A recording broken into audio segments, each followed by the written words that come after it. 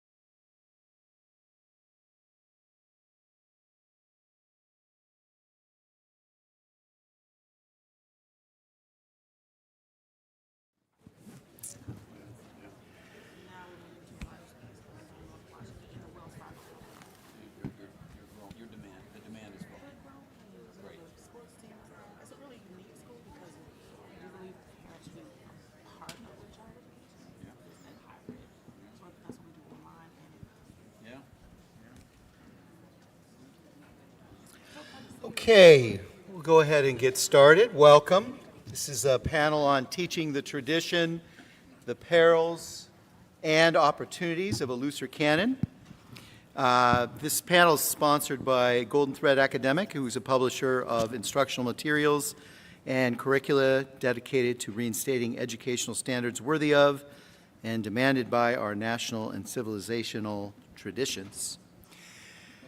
We're very lucky, very fortunate to have our three distinguished panelists, and I will introduce them briefly now. In the middle is Dr. Anika Prather. She's an accomplished educator with a BA in elementary education from Howard University and multiple graduate degrees in education from New York University and Howard University. Her research focuses on enhancing literacy among African American students through engagement with classical literature, and currently she serves as an assistant professor and coordinator of elementary education at Catholic University.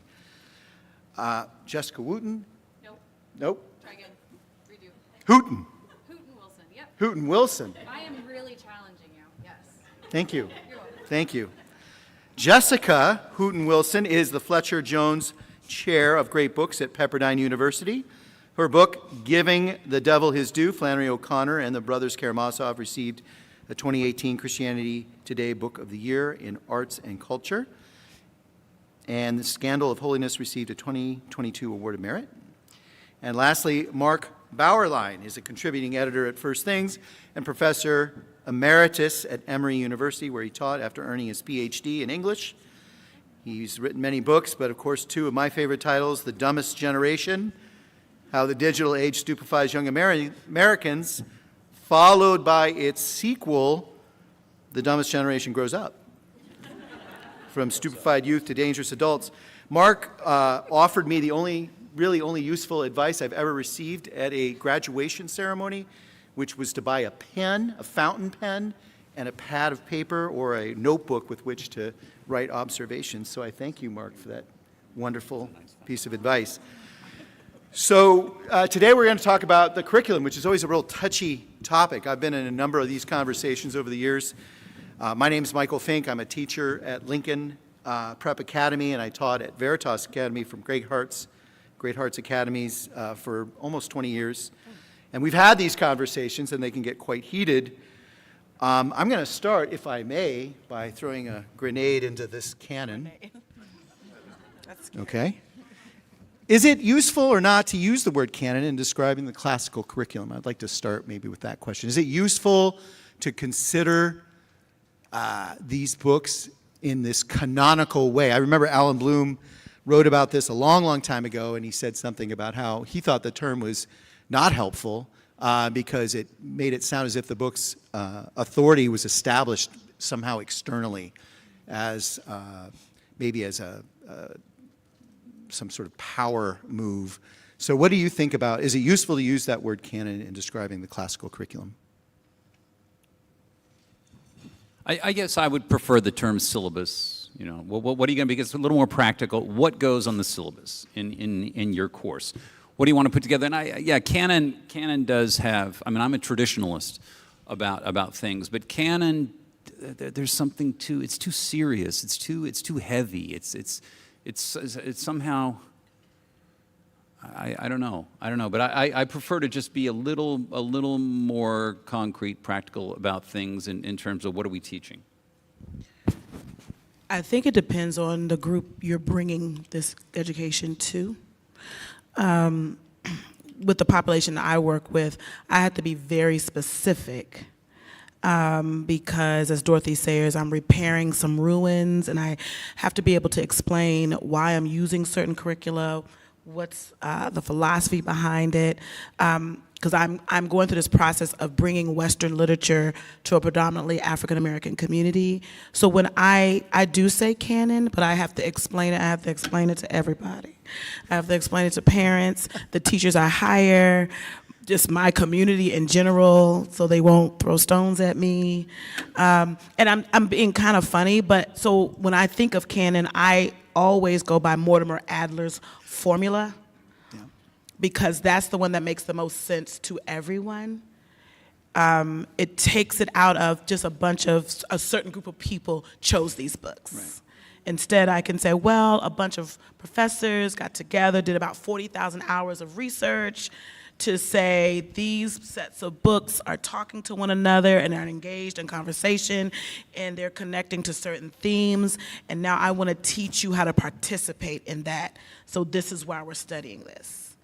And then I can show people of color who were engaged in that great conversation too. So all of that, for me, I have to do a lot of work to just bring it in, but once I do that, then the walls come down. So I think it depends on the students you're working with, the community you're working with, and what baggage they're bringing into.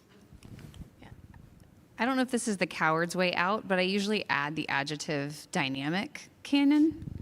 And so I think I use it, but I try to make sure that they already know I'm not thinking statically about it and that there is something living about it, because I think too often we don't think of canon in a living way. And my professor at University of Dallas, Louise Cowan, talked about the books are only great when people are reading them. So if we're not reading them and we're insisting they're still in the canon, they're really not even there, right? And so you have to be reading those books for them to still be part of that conversation. So would you say, just as a follow-up, that it might not be best even to use that term? Or what does it give you any advantage at all? Well, the reason I was letting Mark talk first, because I was sitting here thinking, do I ever say that word?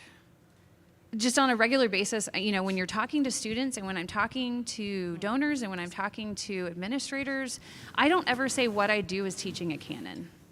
I don't think colloquially. That's just something that I'm constantly using that word in conversation.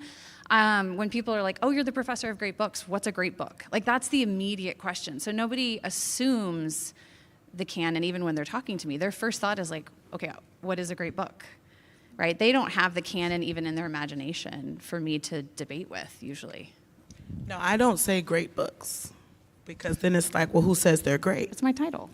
It's literally the name of like what I do. I know.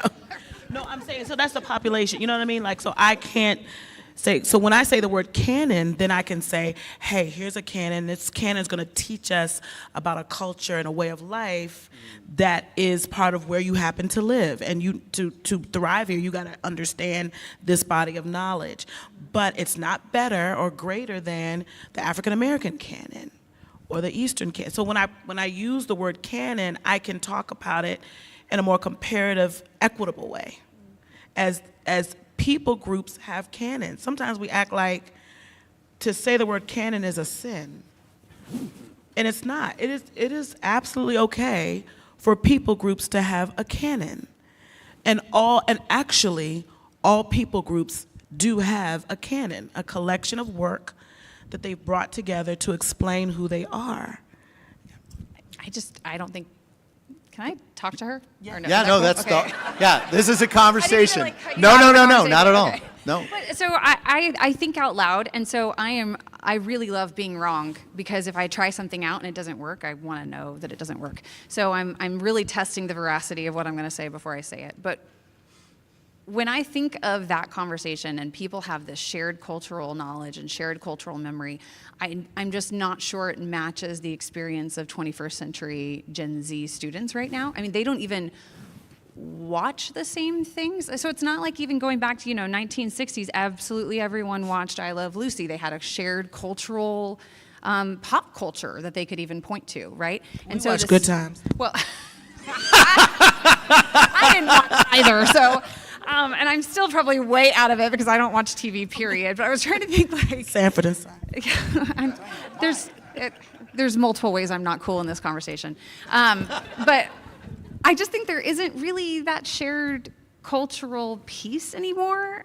I don't know. It just doesn't seem like I'm going to be able to identify that. And the prolificness of the amount of works that are out there and the number of people making these choices, and it feels like it's getting bigger and bigger. And if you even go to a number of different classical schools, they don't even share the same curriculum anymore, right? And they're even in a small subset that's classical. Compare that to the public schools and what they're reading, which is very different, or a homeschool mom who's going to pick what she wants to pick. I just wonder if there is a shared cultural canon at all anymore. I think it depends on culture. Like I'll give you an example. I'm almost finished reading the autobiography of Malcolm X, and sometimes you have different people groups. Some people groups are everything they do, especially with regards to education, is about survival. It's not even about if it's popular culture or if it's just like, what do I need to do so I can make it here in this space? And Malcolm X, he finished 8th grade and he got into a life of crime. And around 19, 20, he was arrested. And in jail, he was so evil, they said his nickname was Satan in jail. And he was just in a really dark place. And he met this man who was always reading from the canon. And who was very intelligent. He was also in jail and articulate. And so he began to read it. And he also began to take a course in Latin. And he says, I learned how to read and write and to speak because of that. There was a cultural illiteracy and a language barrier for him as an African American, only with an 8th grade education. He just could not even, he said, I couldn't even tell people what I was thinking. It's a beautiful chapter. And so his getting that traditional classical, he didn't care if it was popular or cultural or accepted. He just was like, I don't know this language in this foreign land that I'm in because I'm a black man. My father was lynched and killed. My mother went crazy after that. And I basically was a homeless child in and out of orphanages. And I grew up in the streets not even knowing how to capitalize a letter. So again, that's why I go back to it depends on, this is what I love about classical education. Believe it or not, it works for every people group. It's just how it's taught, why it's taught, what words are being used to meet people where they are. And the population I'm serving is, how do I get into college? How do I pass the SAT? How do I get a good job? How do I speak well? How do I speak and write in a way where people, they already discount me because of the color of my skin. What knowledge do I need to get so they know I am human? And the way they do that is by speaking well, writing well. That's sad, that's where we are. It's just a reality. And so classical education, in my case, is relevant because of a need it is fulfilling. I think the case of Malcolm Little is of application to the teachers here in the room because I saw this other prisoner who was able to persuade other people, including the white guards, who would listen to him talk at night. He had knowledge. And Malcolm, he tries to read some of the things, he can't understand it, so he actually ends up copying from the dictionary every night, a bunch of words. He didn't wear glasses before prison. He ruined his eyesight by doing this detailed work at night. That's why I always see him in glasses. Afterwards, and he gathers all these facts, all these materials, but something brings it all together. And this is what I'm saying. It's the vision of Elijah Muhammad. And what the vision does is give a big picture, capital B, capital P, right? It's a whole vision of history, of the past, of peoples. It puts all the specific works he's read, Shakespeare, King James, into, again, a coherent unity. It all becomes clear to him. And, in my world of the humanities, graduate school, there's a book that came out in 1979. It was translated by a French intellectual, Jean-François Lyotard, called The Postmodern Condition. And Lyotard said the fundamental trait of the postmodern condition, which we're all in, is skepticism, mistrust of grand narratives. You capitalize grand narratives. Big pictures. We live in a fragmented, incoherent world, and so we've lost the coherence, the unity, the structure that Elijah Muhammad gave. And the advance that Malcolm X made under that shows how destructive. This is not to give 15, 16-year-olds a coherent, unified vision of the past, a grand narrative. What is a grand narrative? Christian providential history is a grand narrative. Creation, fall, incarnation, resurrection, the revelation, millennium, end of history, beginning, middle. Marxism is a grand narrative. It has a beginning of our operating in nature. We're close to the products of our labor. The fall into scarce resources. Classes are created. Private property. Class struggle until finally, the worker, the proletarian gets class consciousness. We have the revolution, and paradise comes. Praise God. Without God, right? but there's a beginning, a middle, and an end there.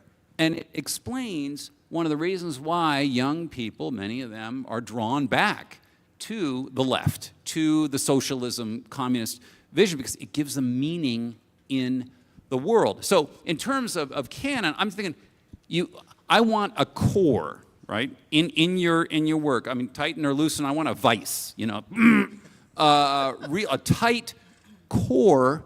Now, it can be different materials, but your syllabus ought to have a plot to it. There should be some coherent story from beginning to end in the works that you choose. We've got to give young people, because we see all the damage that a meaningless, rootless, foundationless existence produces for millennials and Gen Y. I think we underestimate the psychological impact of this, the depression, the anxiety, mistrust, social mistrust that they have because they have no sense of a meaningful past. They don't feel like they're living in the shadow of giants, of masterpieces, of greatness. I mean, great heroes, great villains as well. That's part of the meaning of history. We have a proper tragic sense of things. So that's sort of I like the term core there, and just so you give them something. And again, it's going to vary. You got to meet. I hate this term. Meet them where they are. But you do. So there. Let me build on each of your answers, actually, because you just mentioned in one breath Marx, right, and then the Christian tradition. How can one speak of a Western tradition when its authors are diverse and sometimes or often contradictory? There's not a maybe that's the question I want to explore. Is there a unitary vision when we talk about the Western tradition? And what the second part of that question is, what effect would that have on choosing to expand the curriculum or even choose the curriculum of a classical school? Jessica, I don't know if you want to start. Well, I was thinking actually Anika should start with her human tradition idea. Do you want to start with your stuff? No. Oh, you want me to? Okay. I mean, you can't. Go ahead, and then I'll jump in.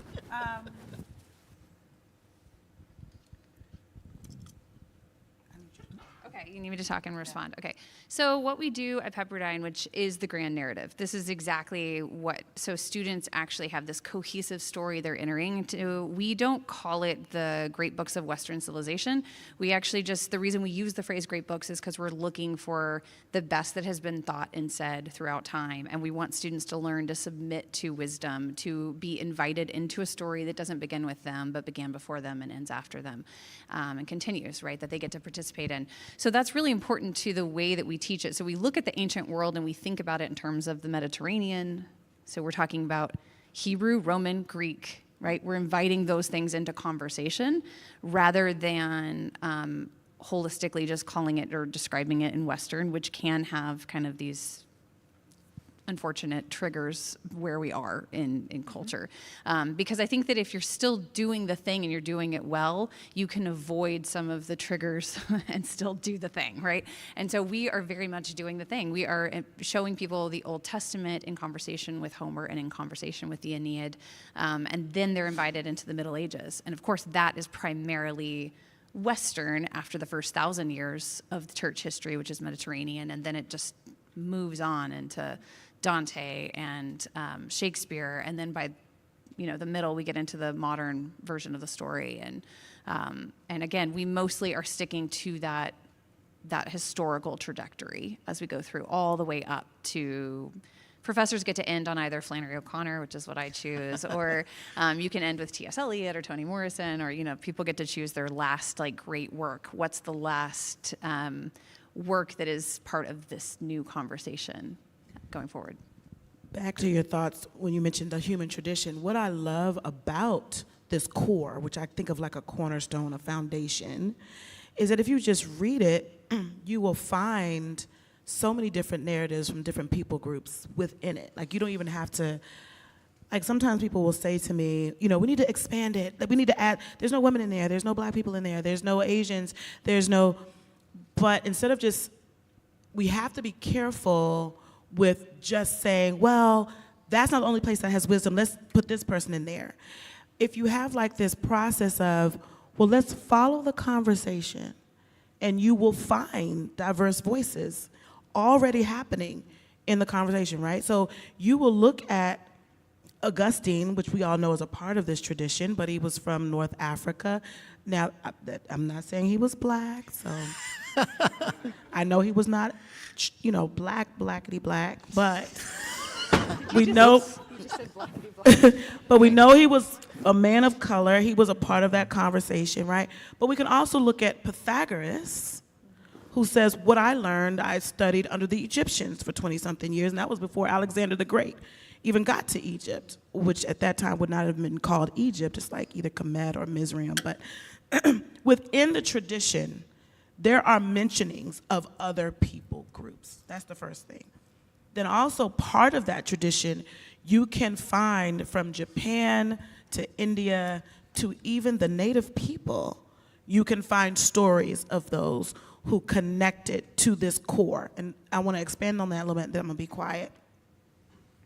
I asked a question. I always ask a question when I teach at Catholic U. I always tell my future teachers, when you're teaching, and you're preparing your lessons, because you better prepare your lessons, is who else is here? This is so much better than picking and choosing curriculum or trying to advocate for all curriculum to change, because you don't know where you'll be teaching. So no matter what curriculum you're given, and classical education brought me to thinking like this, ask yourself who else is here. And so when I write the story of Squanto, I said, so now asking yourself the story of Squanto, who else is here? And we did this whole journey, and what we found is that he was educated by Franciscan monks. That's why he knew English when the Pilgrims came. That's a native person in conversation with the Catholic tradition, right? And so and the reason why I'm using that as an example is that core is a thread that has woven itself through every single continent in the world. And if you follow it, you found this foundation, whether people want to admit it or not, that all of us are built on. So one thing I try to teach my students, because when I first started this journey, or my mom and dad first started their school, the teachers would say, this is not relevant to them. This is not about us. And the journey I've been on is to prove, yes, it is. And look at what these authors who've been in conversation have said, or look at what even Herodotus has said about Ethiopians, or look at what Plutarch has said about Egyptian culture in his Isis and Osiris book. So I think for us, it's more than great books, and we may say canon, but we think of it as a human tradition that is already expanded. So it's not like we don't really have to do much work if we take our time to really read. It's already expanded. The work we have to do is to uncover that expansion, you know? The construction of any unity on the syllabus in the arts and humanities that I'm talking about is going to always have a degree of factitiousness to it. Do it anyway, because of the psychological need of 16-year-olds for it, and let them complicate the picture later on, right, in college. I mean, you can make, in terms of contradiction, you can make a political philosophy, political thought syllabus that has Rousseau and Burke. You can have a poetry that has Walt Whitman and Emily Dickinson, two absolutely contrasting personalities and poetic styles. You can put all those together. That's part of your magic as a teacher. That's your vision of things. But there's one area I think in terms of the art, in music. I would say that Monteverdi, Bach, up to Gustav Mahler. That's the tradition, that's the line. No other music is allowed in the school. You were never allowed to play anything. Maybe got her down a rung. We'll stop with Wagner's. All right, Kind of Blue. All right, well, Kind of Blue, the one exception. That's what I say. Well, that's maybe time to turn the conversation to really that issue is, when should we expand the books? Right, that list of books, and what would be, and what I mean by expand, I mean, I get that we can ask further, well, what does that mean? Does it mean newer authors, right? Ones that are, say, 100 years old, 150 years old? Because I mean, all of us have probably been doing this for a little while, and you wonder, like, how do we decide when to include something new? What's the criteria, right? So first question, should we ever change it? And if so, what would the criteria be? Now, Mark, you started off, we had a conversation before you, right? You said, and you just repeated it, a vice on the curriculum. That means... I think we should move with the swiftness of the Catholic Church. So a snail moving backwards. The work impresses you. Right? The work persuades. I mean, you know, Malcolm X belongs in a great tradition of sort of American Bildungsroman autobiography. And you can go from Franklin, you know, through Douglass, through Booker T. Washington, through Henry Adams, you know, and make a lineage out of that easily. Yes, I mean, because so the formula I use always is Mortimer Adler's, because I feel like Mortimer Adler's formula was created for us to continue the work. I think before he died, he was trying to do some exploration into the Eastern tradition. I think that I love him because it wasn't just him saying, I, Mortimer Adler, have declared these books are the Western canon and these are the great books. He created a formula that you can take and apply, which it allows you to expand tremendously. Like you can take, so if the Constitution, for example, is a part of this tradition, then you should be reading the Great Law of Peace. Because the Iroquois nation was invited to that Continental Congress to give advice on the Constitution. Go check out PBS, y'all. It is an amazing documentary. And so so I'm sharing that to say that I'm not making that up. That's not me just trying to insert Native people into the curriculum. That is a part of the tradition. Why? Because, see, I think the biggest thing is we have to get out of thinking wisdom, knowledge, greatness came from one people group, and we all just were sprinkled on with its magic. That's not, we all have contributed to this tradition, right? So we have a constitution. If you take the Bill of Rights and put it side by side with the Iroquois Nation's Great Law of Peace, it is so similar.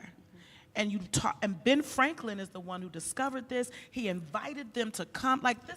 Can you imagine what that would do for young people of all ethnic backgrounds to know that at the creation of our one of our founding documents, there were these people there that were in conversation with the founding fathers, the very people that used to fight against them, now said, we're gonna join in, right? And people may hear that and say, they did it grudgingly. They probably did, but at the same time, that's a part of the story. And that's not work you have to do to make it up, connect. And so when we go by Mortimer Adler's blueprint, it gives you this process for expanding the canon that is logical, historically sound. It elevates the American story, but it also elevates other stories that intersect here in such a beautiful way. Yeah, I think the phrase expanding the canon also becomes kind of problematic because everyone knows there's only so much room in the syllabus. And so you have to always be making choices. And to say that there's no, who gets to decide who the great books are, well, the great books have decided who the great books are. The reality is that everyone knows when you're reading these texts that there's something that is great and beautiful and true in them. And the ones who don't are, like Augustine said in Confessions, right? To the sick, even the sweetest bread tastes bitter. You have to change their taste. You have to cultivate a taste in them so that they can start to recognize it. And as they start recognizing it, they can't deny the power of Shakespeare. They can't deny, right? But it has to be cultivated and brought to them. I'm with Anika. You also want to ask, like, who is there? One of the things that I did this semester that I've never, ever done, and it just was the most amazing class. I've taught Augustine's Confessions probably 20 times, maybe, over the last couple decades. I teach it every single year, and I did not know that he was heavily influenced by the testimony of Perpetua, right, who was a martyr, and her story made him realize that it wasn't just Julius Caesar who could write a story, because now as Christians, we didn't have to be famous people for something amazing to be happening in our lives. And actually the Christian story opened up the possibility that sharing your story, God could do something through that.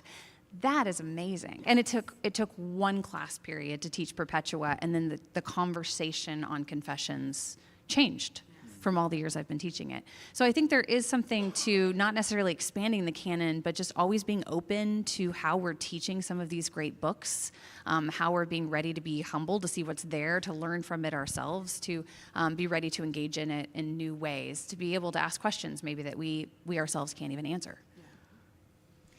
What about, I know we just gave the example of Malcolm X, but would there be other, or what would be the criteria by which we would introduce other, maybe newer works? And I was just thinking, just as a point of departure, oftentimes schools will be faced with these questions about what you just said, Anika, about, well, why don't we have this person or that this experience or that experience? I guess one way of asking this is, what do you say to that specific objection? And to, again, is there a way or how we would explain about to ourselves or to teachers or families about introducing newer works? So I have a couple of things on that. One, I think that's an entirely different class.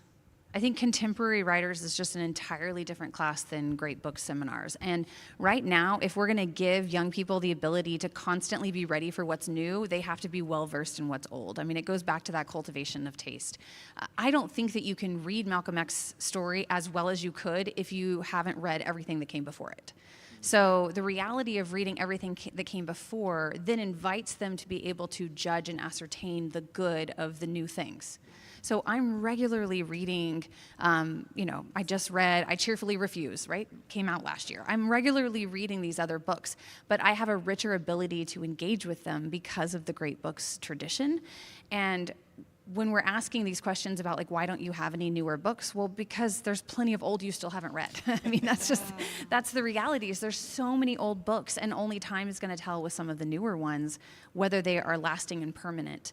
And so from my perspective, it's just very C.S. Lewis, right? Go ahead and just read 3 old books for every new book that you read, and constantly keep yourself in a diet of the old in order to ascertain what's good about the new. And that is the scary part, is getting so excited about expanding that you stop reading what I call the seed of all knowledge, right? And I was really, as radical as Malcolm X was, you know, hearing about him, there was a chapter where he's becoming really famous, and Elijah Muhammad's getting jealous, and people are thinking he's all that, but he actually was very humble. And in this chapter, he talks about how the story of Icarus helps him stay humble. And I said, let me find out Malcolm X was reading Greek mythology. And he talks about how, may I never get to the point where I think these wings are things I created, lest I fall to the ground. And I could imagine people have read that part in his autobiography and have no clue as to what he's talking about. Yeah. They cannot even value the story of Icarus getting too close to the sun, and then all of a sudden his wings burn, and he comes crashing down, his father's heart is broken. When I read that, because I'd read the story, I was in tears, you know? And so I think it's hard to separate the two. Like, you wanna read all of these old books. They're so important. But you wanna teach students, look at what these old books have done for these modern people that you would value or even idolize. And so there is a challenge of creating that balance of engaging with these books, showing them how they have inspired so many people, or themselves, like what you're saying about Augustine being inspired by this woman.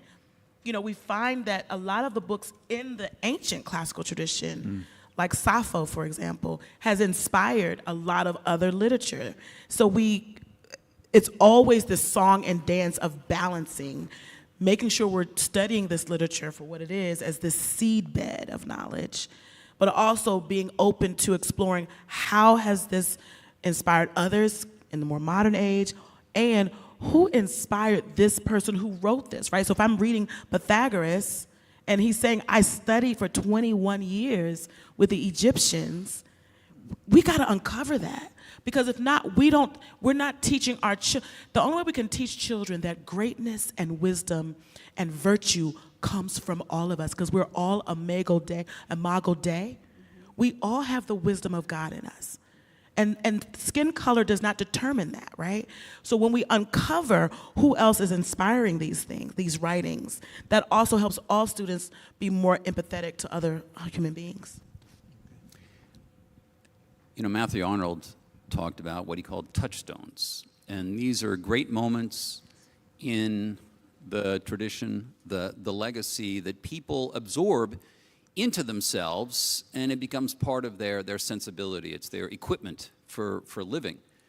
And you know, it sounds sort of random, but if you teachers, you have your kids leave high school with a bunch of these moments in their head. You know, Augustine and the pear orchard, for instance, the Sermon on the Mount, right? Well, we had memorization. You memorizing a lot of poems, they absorb them. Emily Dickinson, it's winter. You know, the sun goes down early in western Massachusetts. There's a certain slant of light, winter afternoons, that oppresses like the heft of cathedral tunes. Heavenly hurt it gives us. We can find no scar, but internal difference where the meanings are. None may teach it any, 'tis the seal despair, an imperial affliction sent us of the air. When it comes, the landscape listens, shadows hold their breath. When it goes, 'tis like the distance on the look of death. Emily. So have them leave school, just a lot of this in their head, right? That's, I mean, it's they'll carry it with them, right? For I can't remember her name this morning. Something there is that doesn't love a wall. she's got Oh, that, yeah, the mental right? model. It's part of her. It becomes, it elevates her life. So. Yeah, I think one of the things we do is we're asking the wrong question. So when we're talking about wanting to make sure that students see themselves in the great story, I think Anika's question is a better question. They're already there. Everybody's in the great story because it's a human story that we're kind of passing on. So to think that our students can only relate to 21st century young adult writers who are the exact same race, gender. I mean, to think that that is how limited human beings are is also that's a problem, right? That we should be able to find ourselves in this story because we are there, right? Or else we're just not telling it truthfully. And I think that maybe is the right question. Are we telling the human story truthfully when we tell it? I have one more question before we turn over to the audience for questions. But briefly, maybe, since you're all college teachers, what book do you think should be read? I know it's going to be hard, but what book and why do you think should be read by students in 12th grade or under? So I love, so we've been on panels a lot together, the three of us, and but we're also on panels with other people, and so I'm not talking about you guys when I'm talking about this. But when I'm on these panels, I was just saying this at lunch, that sometimes I'll sit next to people, and the person next to me will be like, oh, I think everyone should read Plato's Republic, and I just kind of look at the person next to me like, when do you think the last time that guy read Plato's Republic was? Right? Like, I don't know if they really actually believe that answer. So just one great text, like just one great book of all. I mean, I'm in the middle of the Divine Comedy, so that is my. For a high school student, Oh, we do it. We do it. Oh, So yeah, 100%. Yeah. What I tell my students is, if you understood Paradiso, you didn't read it right.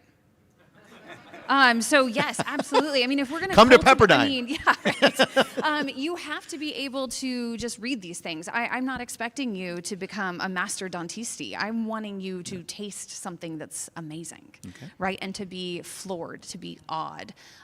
So I think if you're teaching the Divine Comedy in 12th grade and they didn't get it, oh, that's great. That's great. It's a great start. It's just to be able to be humbled by something that's so good that you realize, wow, there are things better than me in the world, right? It's just Chesterton's breaking up that you are no longer the god of your small cosmos. There's a giant cosmos out there. I think you should read Constellation of Philosophy in conversation with Letter from a Birmingham Jail. And the reason why I really want to go back. I'm sorry.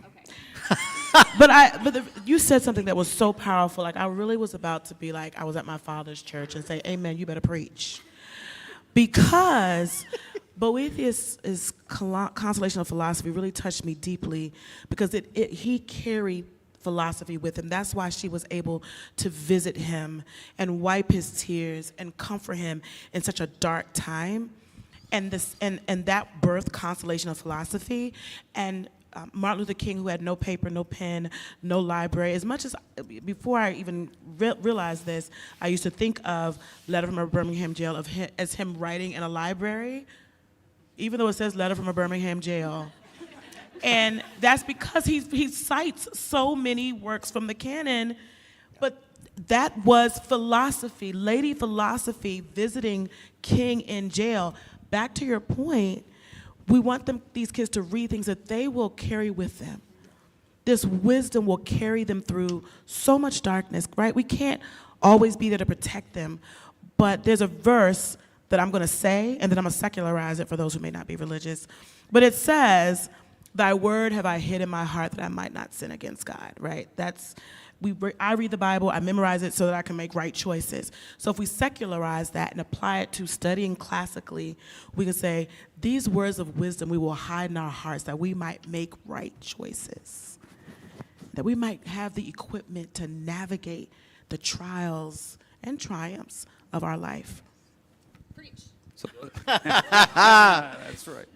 So the prison issue, the one book, it's hard for of man's first disobedience and the fruits of that forbidden tree, whose mortal taste brought death into the world, and all our woe with loss of Eden, till one greater man restore us and regain the blissful seat. Sing, heavenly muse. When William Empson, the critic, he was caught in China during the Communist Revolution. They threw him in prison for a while. He kept himself going and entertained his fellow prisoners by reciting passages from Paradise Lost. You know, when Amiri Baraka was arrested during the 60s protests, he's in jail. He sort of kept himself going by running through the solos of John Coltrane that he said. But I would say the one good thing ever written by a committee, that's the book I would choose. King James. Oh, yeah. The only thing ever done good that a committee ever produced that was worth reading.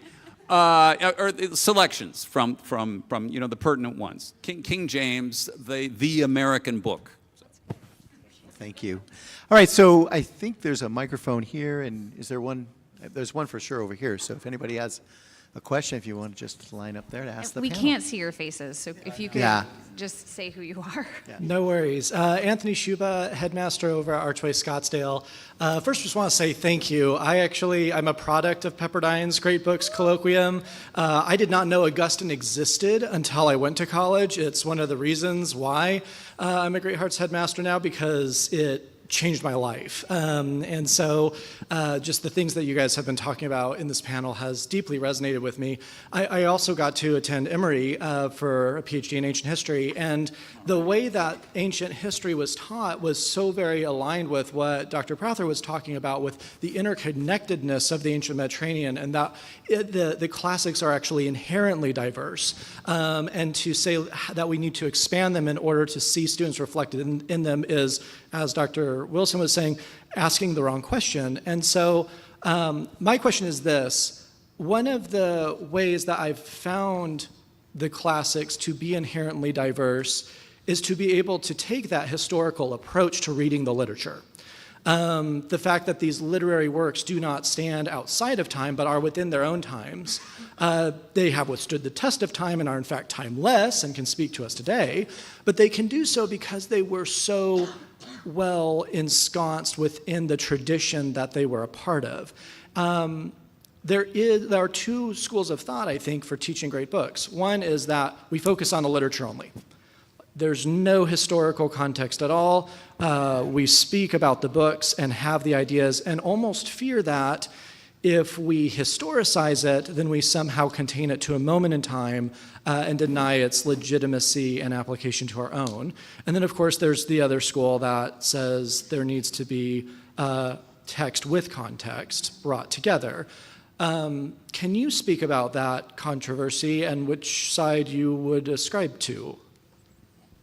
So I'm in the middle of teaching the Divine Comedy right now, and this is also a text that I've taught for probably 2 decades. So when I first started teaching it, I was super excited about 14th century Italian politics because I had never heard of any of it before, right? I'd read Dante kind of contextless, and so I made the mistake early on teaching it that I would spend 3 days being like, here's the difference between Ghibellines and Guelphs. And then when it becomes black Guelphs and white Guelphs, this is what happens. And I completely lost my students. And I didn't know I was losing my students because I was so excited that I couldn't have told you that they were lost because I was thrilled with this presentation that I was doing. Now it's more, we're teaching this and we're talking through, Farinata. And it's really about, okay, what's at the issue? They're on different political divides. Right? And for these 18-year-olds coming to Dante for the first time, I don't need to go into the entire history, but they just need to know, the political divides are severe. There are battles that are happening. People are actually at war over this. There are people dying on both sides of the families. So kind of just getting enough of the context that they realize this is not just a thought experiment, that when Farinata shoots up out of the tomb and he's talking to Dante, right, it's not an abstract dialogue they're having one that's actually seated in Dante's real moment. And then how can we match that to our real moment? So I guess I'm always kind of playing the game that you play in a classroom. How much do they need to know in this moment to have the moral conversation that we need to have so that they walk out of this room and know how to see their life in light of this book? Exactly. Good answer. Agree. Hello, my name is Will James. I'm a teacher at Great Hearts Monte Vista in San Antonio. My question is about the classics, Latin and Greek, how do those influence the makeup of the Western canon? Yeah.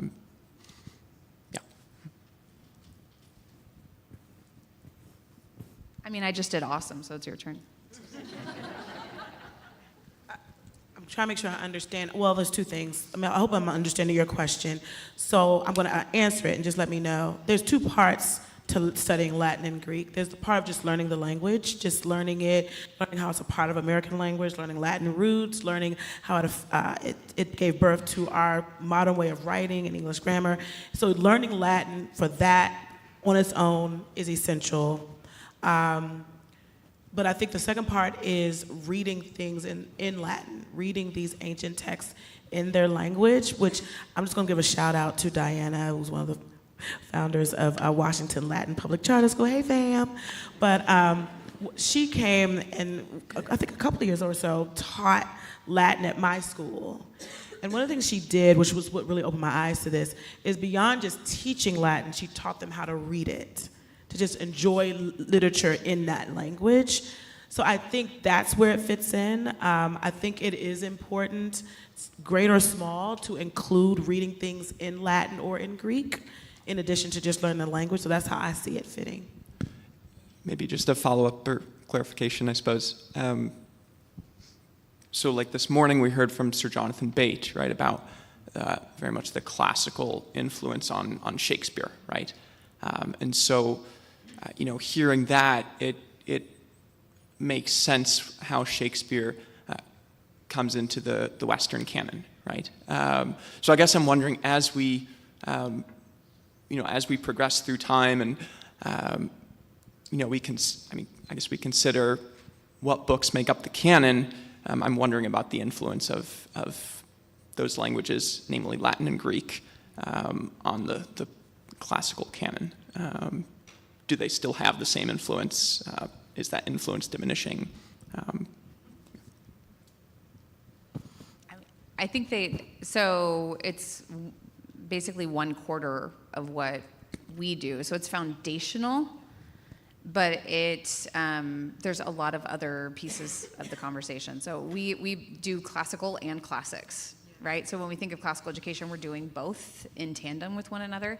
We do a lot of the language studies as well. Pepperdine's actually trying to roll out a classical studies minor, so let's hope that actually comes to fruition, because we're realizing more and more that universities are actually cutting their Greek and Latin programs, and how are you going to have strong classical education if people can't read the classics in the original language and for themselves? And so a lot of I'm even studying Dorothy L. Sayers right now, and that's what she brings to the table. She dismisses, and this is my favorite phrase of hers from this week, consecrated errors.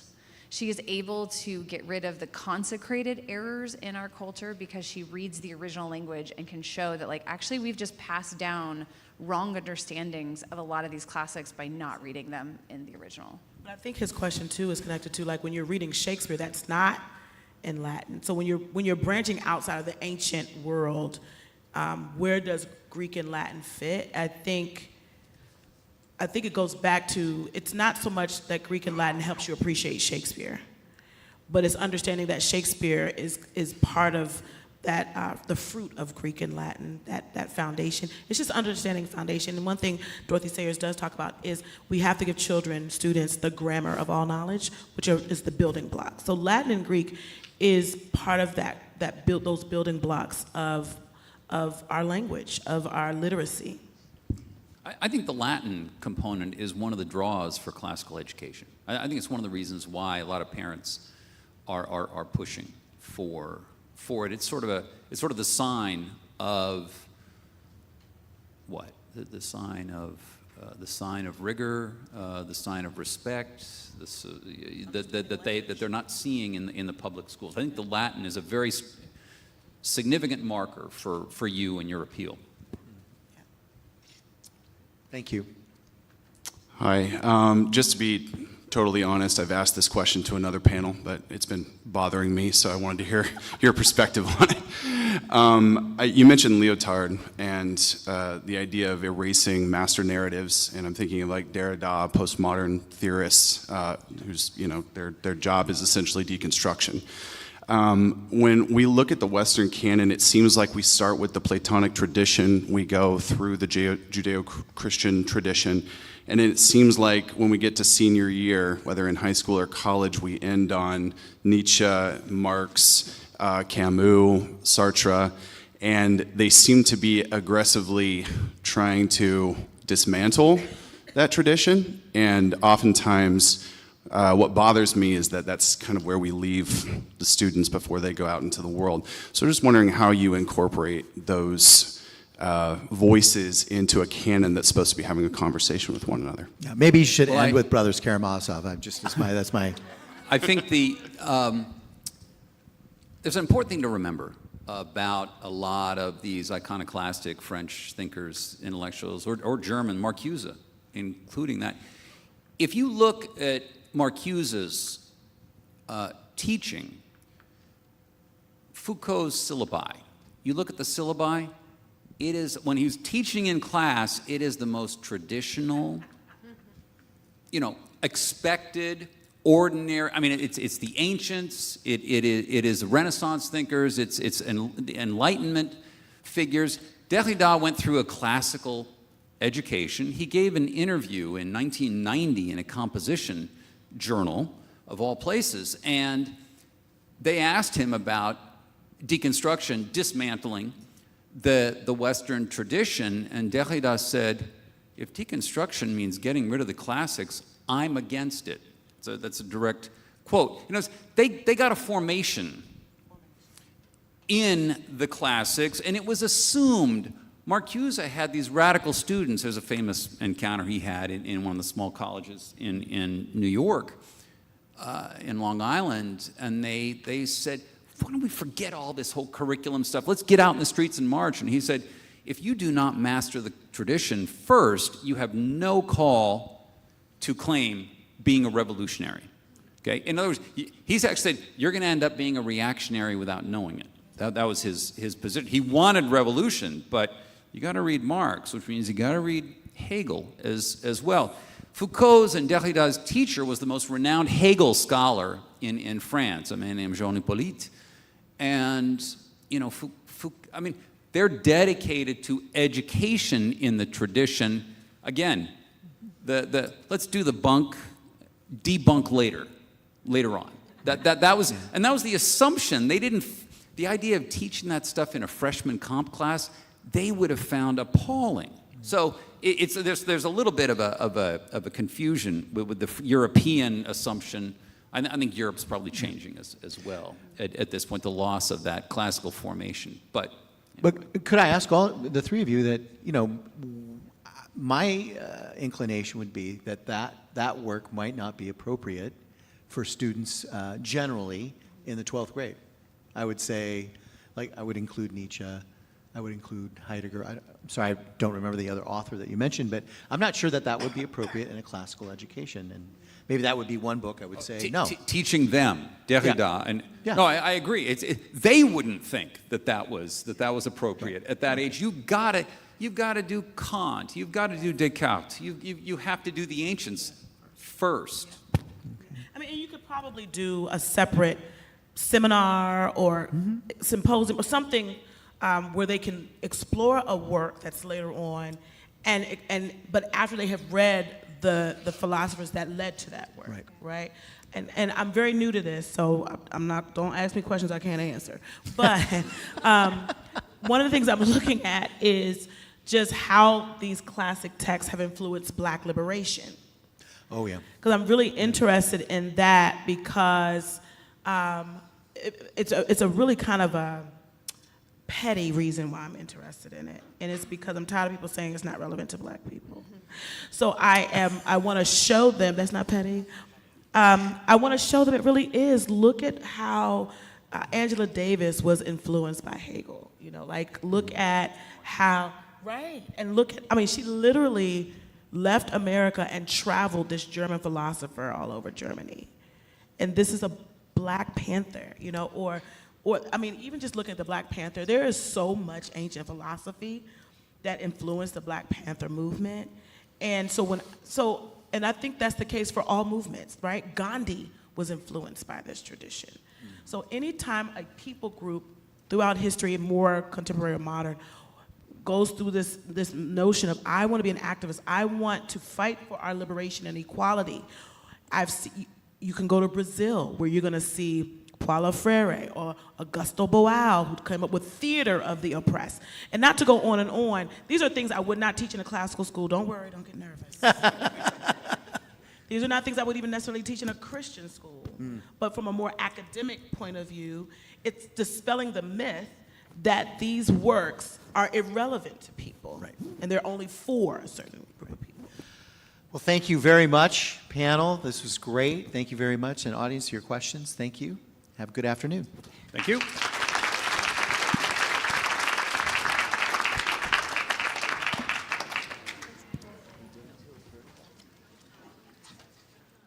Thank you all. That was great.